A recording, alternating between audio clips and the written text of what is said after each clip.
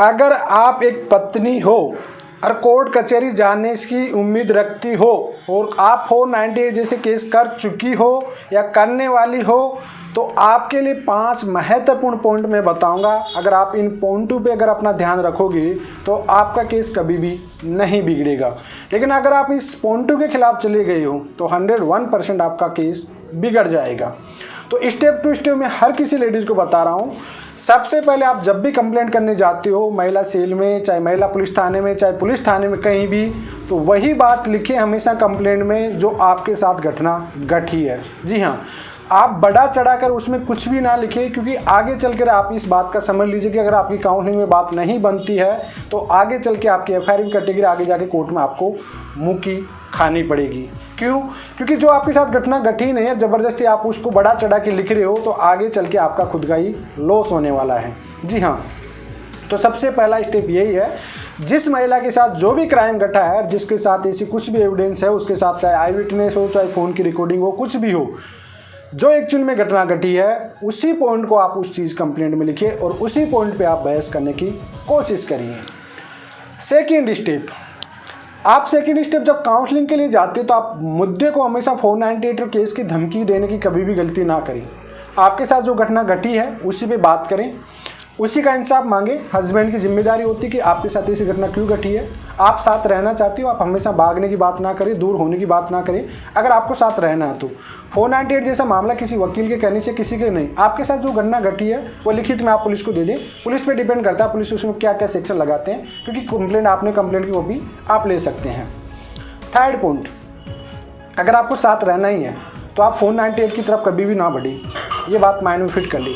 अगर आपको आपके हस्बैंड के साथ रहना है तो आप 498 जैसा केस कभी करें भी ना गलती से भी, क्योंकि आपके पास वुमेन प्रोटेक्शन राइट काफ़ी होते हैं। मेरिड वुमेन आफ्टर मैरिज जो आपके कानूनी राइट होते हैं, घर में रहने के, सब अधिकार रहने के, अगर घर में भी नहीं रहते तो अलग से पति रखेगा आपको, अलग से रखने के भी, बच्चों का मेंटेनेंस, आपका खुद का मेंटेनेंस, काफ़ी कुछ आपके कानून होते राइट। तो आप कभी भी घर बसाने वाले और बाल बच्चे वाले लेडीज़ 498 की तरफ कभी भी आगे ना बढ़े।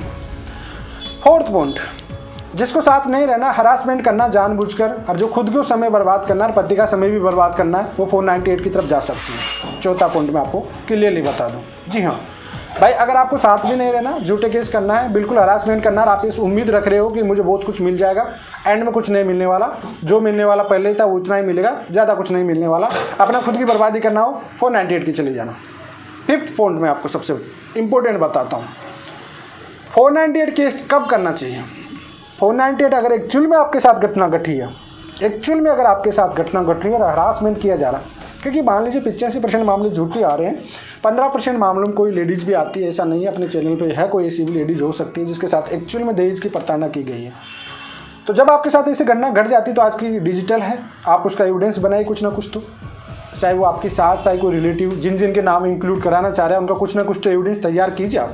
जब एविडेंस तैयार हो जाए तो उसके बाद ही आप कंप्लेंट कराएं, अदरवाइज आप कोशिश भी ना करें 498 की। अब बात करते हैं छठे पॉइंट पे। अगर आपको दहेज केस जीतना ही है तो जो आपकी कंप्लेंट में है उसके सबूत आपको इकट्ठे करने ही पड़ेंगे, आई विटनेस सबसे ज़्यादा रखने पड़ेंगे। जो भी ग्राउंड आपने लिया है उस ग्राउंड को आपको सबसे ज़्यादा मेहनत करनी पड़ेगी और उनको प्रूफ करने की जिम्मेदारी आपकी खुद की होगी, क्योंकि कोर्ट में बर्डन ऑफ प्रूफ का भार होता है वह आप खुद पे होता है। तो जिसको ये एक्चुअल में घटना घटी है वो डेफिनेटली कोर्ट तक जा सकती है, इंसाफ कर सकती है। नेक्स्ट पॉइंट, अगर आपके साथ वाकई एक्चुअल में आपको ये लगता है कि मेरा रिश्ता अब नहीं बच सकता है, क्योंकि चाहे वो कोई एडल्ट्री में हो, चाहे कहीं भी हो, चाहे उसके माता पिता की परेशान हो चुके हैं, एक्चुअल में आपका दिल एक्सेप्ट कर चुका कि मैं पूरी तरह से कोशिश कर ली कि मेरा घर बसाने की, लेकिन नहीं बच पा रहा है, तो आप म्यूचुअल में चले जाइए। अपना समय बर्बाद मत करिए कभी भी, क्योंकि आप कोर्ट कचहरी से इंसाफ उम्मीद तो जाओगे, लेकिन किसी का प्यार प्रेम नहीं जीत पाओगे, विश्वास नहीं जीत पाओगे।